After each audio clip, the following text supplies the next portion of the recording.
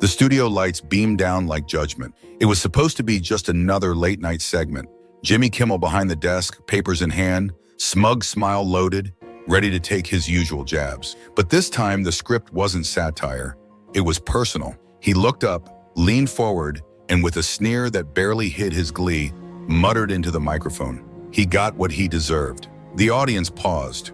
Some chuckled uncomfortably, others clapped, not fully understanding what he meant. But Jonathan Roumie, sitting silently in the guest chair just off camera, heard it loud and clear. Kimmel was talking about Charlie Kirk, a man Jonathan respected for his conviction, for speaking inconvenient truths in a world craving comfort, not applause lines. And Kimmel had just danced on his grave in front of millions. Jonathan didn't blink. He sat there stiff as stone, his right hand tightening into a fist on his lap. The cameras hadn't even cut to him yet, but his presence was building like a storm. One of the producers whispered into Kimmel's earpiece, "We're live in 5 seconds with Jonathan." He smirked. Even better. The transition was seamless. The audience clapped in as the camera cut to Jonathan. He wore a dark blazer and trousers. No flashy colors, no frills, just a sharp, understated look and a small silver cross that hung from his neck. The contrast was deliberate. Kimmel leaned back in his chair. "Jonathan Roumie, welcome back. Shame about Charlie, but let's be honest, he played with fire." That was it. Jonathan didn't wait for the next question. He didn't offer a rehearsed line or an actor's diplomatic platitude. He leaned forward, planted both palms on the desk, and looked Kimmel dead in the eye. His voice was steady, but his tone was ice. "Say his name again. I dare you." The audience froze. The band went silent. Kimmel blinked. Jonathan wasn't there to laugh. He was there for war. Because this wasn't about views, ratings, or spin. This was about honor. And he wasn't going to let anyone mock the dead, especially not someone like Kimmel. Kimmel's usual smirk faltered just for a second, but Jonathan caught it. The man who made his living off mockery and punchlines had just realized he wasn't sitting across from a lightweight. He wasn't a guest. He was a reckoning. "Charlie Kirk," Kimmel finally said, dragging out the syllables with exaggerated flair, "was a provocateur. He played politics like a demolition derby. And sometimes, Jonathan, people like that crash." There was that laugh again, low, smug, calculated to ignite. But Jonathan didn't flinch. Instead, he reached into the inner pocket of his blazer and pulled out a folded sheet of paper. His fingers trembled, not with weakness, but from a pressure of holding back a tidal wave. He placed the letter on the desk between them. "What's this?" Kimmel asked, glancing down. "His final words," Jonathan said, his voice sharp as cut glass. "The message Charlie wrote the night before he died. Unpublished, private until now." Kimmel's hand hovered, hesitant. "You're playing drama," he said, trying to reclaim control of the room. "No," Jonathan snapped. "You played disrespect. I'm giving him the voice you just spit on." The studio felt different, Dean. The laughter was gone. Even the crew behind the cameras, so used to jokes, chaos, and last-minute edits, stood still. All eyes were on that single page. Kimmel tried to laugh again, but it rang hollow. "So what? We're doing story time now." Jonathan didn't wait. He opened the letter slowly and began to read, not in a performance voice, but in a reverent, anchored cadence. "If this world silences me, let it be known. I never once bent for approval. I lived for the truth, not the applause. And if my words outlive me, let them echo in the halls they tried to shut down." He stopped just for a second, his jaw clenched. Then he looked back at Kimmel and said louder this time, "You didn't just insult a man, you spat on his sacrifice." Kimmel leaned back, his hands no longer in control of the desk. The reins had shifted. Jonathan wasn't just confronting a host. He was confronting a culture, a media machine that mocked what it didn't understand. He didn't raise his voice. He didn't need to because the silence now spoke volumes. This wasn't entertainment anymore. This was accountability. Kimmel leaned forward, elbows resting on the desk like a predator ready to pounce. But Jonathan had already flipped the board. "You're emotional," he muttered with that tired showbiz grin. "Maybe we should cut to commercial. Give you a moment." Jonathan's glare didn't blink. "Is that how you handle everything real? Cut to black when it gets inconvenient?" He chuckled again, but this time it felt nervous, fragile even. "This is a comedy show, Jonathan, not a funeral." Jonathan stood up, not in protest, in purpose. The audience gasped, not from shock, but because something electric rippled through the room. Jonathan didn't pace. He didn't even gesture. He just looked Kimmel dead in the eye and said, "You laugh. I bury my friend." Kimmel opened his mouth to reply, but nothing came out. You sat in that chair, he continued, voice trembling, but rising with every word. And you mocked a man who gave his life to this country's voice. A man who fought with words because cowards like you fight with sneers. A producer off camera frantically waved, trying to cut the feed, redirect the segment, but the camera stayed locked. Jonathan turned toward the audience now, toward the nation watching live. You don't have to agree with him, he said, but mocking his death to score likes, that's not wit, that's rot. His words cracked like thunder. You ever served your country, Jimmy? He asked suddenly. Kimmel blinked. No. Ever stood at a gravesite for a man who got threats just for speaking? No. Then don't talk about what someone deserves. Silence. Dead silence. Kimmel finally said, You really want to turn this into a political moment? Jonathan stepped closer to the desk. You already did. And for the first time that night, Kimmel didn't have a punchline, just a face red with frustration and eyes darting for an escape that wasn't there. The crowd didn't cheer. They didn't boo. They just stared because the air had shifted. Jonathan wasn't just winning the moment. He was owning the room. Jonathan didn't sit back down. He remained standing, his frame casting a shadow across Kimmel's desk, and his presence beginning to dwarf the studio's bright veneer. The cameras were still rolling, millions watching, and Kimmel, usually king of the moment, lips tight, fingers curled around his cue cards like they might protect him. Then Jonathan reached into his blazer. The audience shifted. Even Kimmel flinched. He pulled out a letter, folded, worn, creased at the edges. He held it up slowly like it was heavier than paper. And it was because it was the last thing Charlie Kirk ever wrote to him. This isn't for a headline, he said, his voice firm. This was never meant to be read on air. But since you opened the grave, let's tell the truth. Kimmel tried to interrupt. I don't think, Jonathan snapped. No, you don't. Then he turned to the camera. He wrote this after getting another round of death threats. And you know what his concern was? Me, whether I'd be safe traveling to an event. He didn't cry, he didn't run. He prayed for me. His fingers trembled slightly as he unfolded the page. He looked down, then back at the lens. Jonathan, they want us quiet, but we don't raise our voices to be loud. We do it so others know they're not alone. If I fall, don't stop. If they laugh, speak louder. If they lie, read the truth out loud. The words hung there, raw and electric. Jonathan folded the letter again, gently with reverence. Then he looked back at Kimmel. You mocked a man who bled conviction, who didn't need a desk, a teleprompter, or applause to speak truth. Kimmel, visibly uncomfortable now, leaned back. It's a late-night show, Jonathan. People come here to laugh. Jonathan nodded. Then why are they crying? A tear slipped down one woman's cheek in the front row. No one clapped. No one cheered. The gravity was too heavy. Jonathan returned to his seat, slowly placing the letter on the table between them. It sat there like a moral indictment. Kimmel didn't touch it. He couldn't because in that moment, everyone watching understood. The letter had more weight than his entire monologue. Kimmel stared at the letter on the desk like it might ignite. For once, the man who made a career out of mocking others had nothing clever to say. No quip, no punchline. The audience sat in stiff silence, leaning in not for a laugh, but for the next blow. And Jonathan wasn't finished. You stood there, he said, turning to him again in front of millions, and said he got what he deserved. You think that's edgy? It's cowardly. Kimmel blinked hard. It was a joke. Satire. Stop hiding behind that word. Jonathan cut in sharp and exact. Satire requires intelligence. What you did was smear a man who can no longer speak for himself. And you did it from behind a desk knowing he couldn't clap back. The control room hesitated. Do they cut to commercial? Do they kill the feed? But producers, sensing the firestorm building online, let it roll because every second Jonathan stayed on camera, the internet lit up. Twitter on fire. YouTube streamed clips climbing by the second. Jonathan Roumie versus Kimmel trended above world news. Jonathan leaned forward. You've had sitting senators on this show, presidents, but the man who scared you most was a 30-something conservative who used words like bullets and faith like armor. Kimmel adjusted his blazer, trying to regain rhythm. I poke fun at everyone. Jonathan, right, left. No, you pick your targets carefully, he said, his tone ice. You never sneer at the ones who fund your sponsors. You never joke about your own. Only those who challenge your echo chamber. He stood again. The audience wasn't clapping. They were watching like witnesses to something irreversible. Charlie Kirk didn't need your approval, he continued. He didn't beg for studio lights or applause.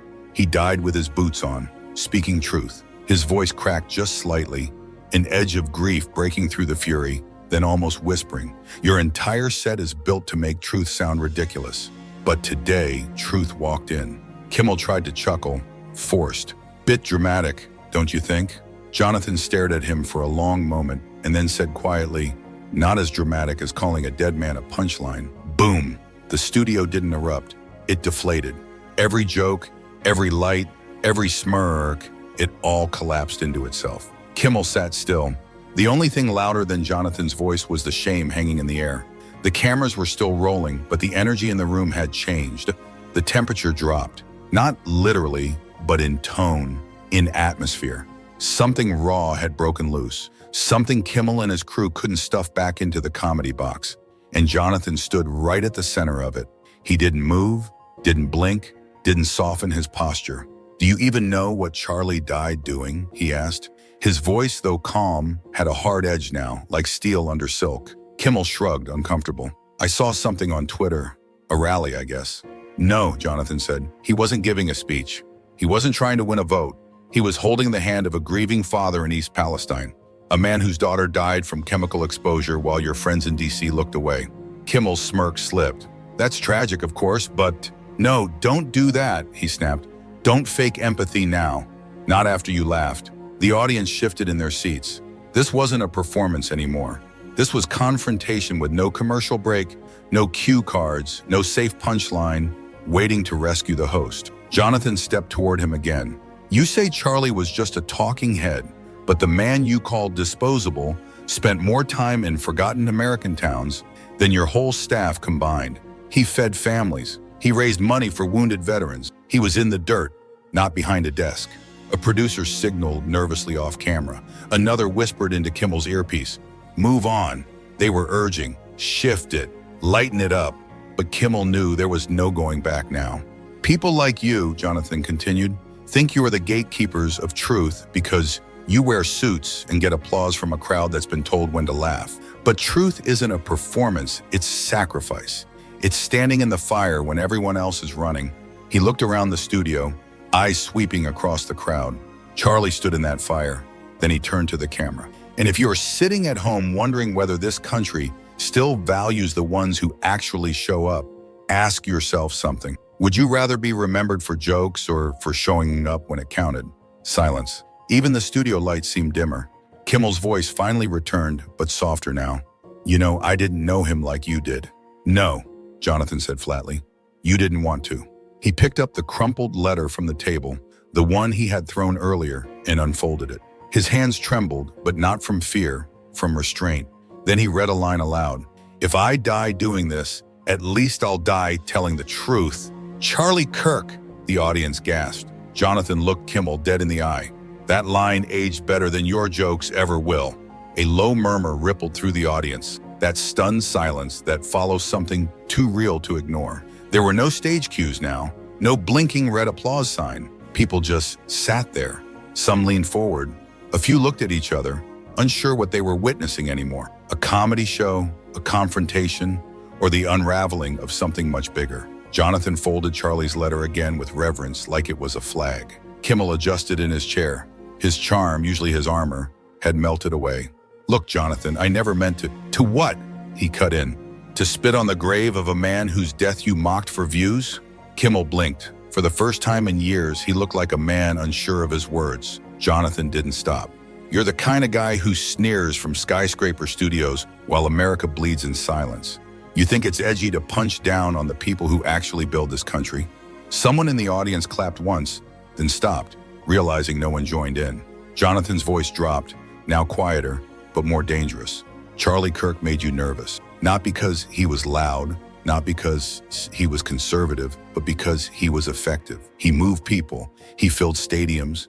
He built a platform without your networks, without your gatekeepers, without your Hollywood donors, and you couldn't stand it." Kimmel tried to interject, but his voice cracked.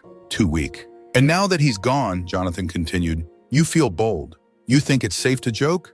But let me tell you something, Jimmy." He stood, not aggressively, not dramatically, just with the quiet confidence of someone who had absolutely nothing left to prove. You can sit behind that desk for the next 10 years. You can keep reading punchlines written by people who never leave Brooklyn, but the American people are waking up. And one day you'll look out at the studio and see something worse than outrage. He leaned forward. You'll see empty seats, gasps, no cue needed. He stepped away from the desk, no longer waiting for permission, and turned back to the camera. This isn't about Charlie anymore. This is about what's left behind when good men are gone, and whether we let smirking cowards write their legacy in cheap one-liners. Applause. I won't let that happen. He didn't wait for applause. He didn't need it. And for once, neither did the crowd. As Jonathan exited the stage, the silence didn't follow him. It stayed behind and hovered like a fog over the late-night set. The usual energy, the chuckles and soft laughter, the orchestrated swell of applause, all of it was dead.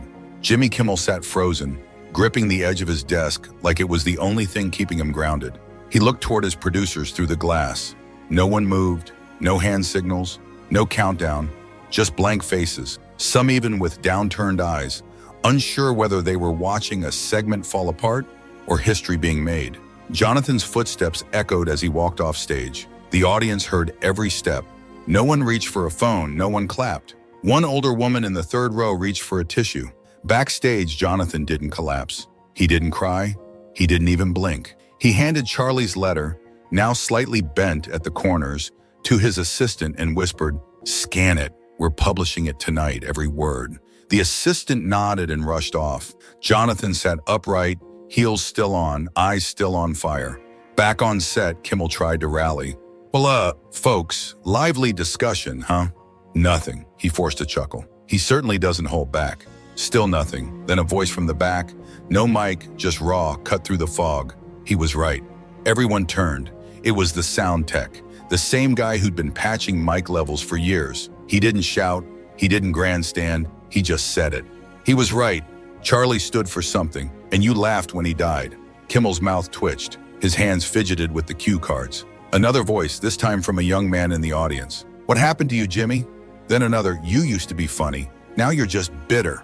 And then came the final blow from an old woman in the front row wearing a flag pin. She didn't stand. She didn't yell. She just looked at him and said, clear as a bell, "Charlie had courage. You have a desk." It spread like wildfire. Clips started uploading to X, Rumble, YouTube. Not edited clips, not manipulated reels. Raw footage straight from the camera feed. 10 angles, one truth. #Charlie was right started trending in minutes, but another hashtag climbed faster. You have a desk. No spin, no narrative, just a nation watching a man who had mocked to death and been buried under the weight of one man's truth. And Jonathan, he was already back in the car, pulling out his phone. He typed 5 words. "Letter drops at midnight, K," and hit send. Midnight struck. And with it, Jonathan's post went live. No flashy edits, no dramatic soundtrack, just a high-resolution scan of Charlie Kirk's handwritten letter. The real one. No filters, no AI-generated overlays, just pen, paper, and the unmistakable conviction of a man who had spent his final days fighting for the nation he loved. The post caption read, "This wasn't just a friend's goodbye. This was a warning," and Jimmy Kimmel laughed at it. The internet erupted. Within 10 minutes, the letter had over 1 million impressions on X. Kimmel is over-trended worldwide.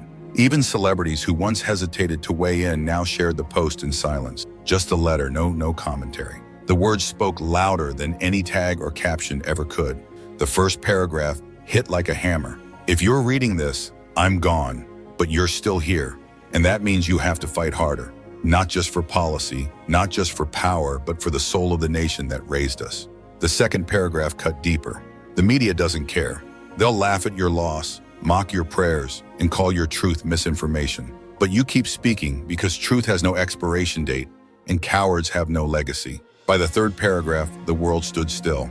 "If my death becomes a joke to them, let it be the last joke they ever make without consequence." That line alone was reposted by senators, athletes, Gold Star families, and veterans. It was printed on signs in cities from Dallas to Detroit. A mural began forming overnight in Phoenix. The words were no longer Charlie's. They belonged to a movement. Jonathan's follow-up video, shot in his car with no makeup, no lighting crew, no teleprompter, went live at 12:30 a.m. He didn't raise his voice, he didn't shout, He just stared into the camera with the weight of 1,000 sleepless nights and said, "You mocked a dead man on national television. You didn't mock me. You mocked millions of Americans who feel unseen, unheard, and disposable. So let me be perfectly clear. You will be seen." He paused. "This letter will be read in every high school that still believes in freedom, in every church that still preaches truth, and one day it'll be in the Library of Congress. You can archive your jokes. We're archiving history." The views skyrocketed. Even platforms that tried to throttle conservative voices couldn't contain it. It was too big, too raw, too real. Meanwhile, Kimmel's team went into panic mode. Crisis PR firms were called. Segments were pulled. Apologies were drafted, then deleted. Damage control was impossible. You can't unring a bell when the whole country's already wide awake. The Late Show's next taping canceled. The audience refunded. The reputation on fire. And Jonathan, he didn't gloat. He didn't celebrate. He simply prepared for the one moment that was still left to come, the final confrontation. The network was hesitant. They knew Jonathan's request wasn't a publicity stunt. It was a reckoning. He didn't want airtime to sell a book or push a policy. He wanted something far more dangerous. Accountability in real time. So they agreed on one condition. He would appear live. No pre-records, no edits, no retakes, just him, a camera, and Kimmel sitting across from him for the first time since his infamous remark. The set was cold when he entered. Kimmel didn't crack a joke. His usual swagger had melted into an uncomfortable stiffness. Producers whispered behind the glass. The countdown began. 3, 2, 1. The red light blinked on. Kimmel tried to open with a joke. "I see the cavalry's arrived," but Jonathan didn't even blink. He leaned forward, slid a folder across the desk and said, "Read it out loud." Kimmel glanced down. It was a transcript of Charlie's final speech, the one he delivered a week before his death, the one Kimmel had never aired, never acknowledged, and allegedly never watched. He chuckled nervously. "I don't think that's... You said he got what he deserved." Jonathan cut in, his voice razor sharp. "Now let the American people hear what he actually said before they decide what he deserved." The audience was frozen. No laughter, no applause, just breathless silence. Kimmel hesitated, then opened the folder. "Freedom," and he began reading, "is not a gift from government. It's a responsibility passed through generations. If we fail to defend it, we don't lose a party, we lose a civilization." His voice faltered. "They will mock you for standing alone, but better to be mocked standing for something than praised, bowing to nothing." Kimmel stopped. His eyes didn't lift. Jonathan leaned in, almost whispering, "You turned a patriot's death into a punchline, and now you've got nothing but dead air." He rose slowly, looked directly into the camera, and delivered his final words. "Jimmy Kimmel wants you to believe this movement is dying, but the only thing dying is his influence." He walked off set, no mic drop, no spin, just truth and a trail of millions who followed. The clip went viral within minutes, not just across conservative networks, but everywhere. Even traditional media couldn't ignore it. Headlines lit up. Kimmel brought to silence by Charlie Kirk's final words. Jonathan Roumie ends the Late Show's smirk era. Truth just outrated comedy. And as for Kimmel, ratings dropped 47% over the next 2 weeks. Sponsors pulled back. Calls flooded the network from viewers who once laughed with him, now demanding to know why they ever did. Jonathan never returned to the studio. He didn't need to.